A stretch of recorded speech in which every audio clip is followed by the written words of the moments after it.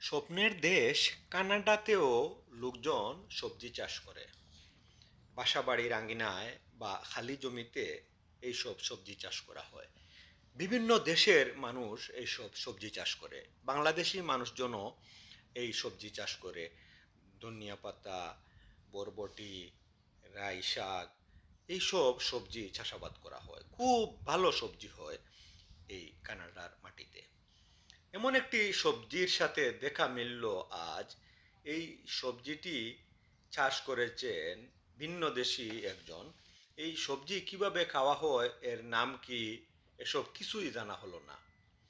দেখতে খুব সুন্দর গাছ গাছ 1 থেকে 1.5 ফিট উঁচু হয়, ফুল সাদা সাদা ফুল, শিমের ফুলের মতো ফুল, কিন্তু এই সবজির নাম জানা হয়নি।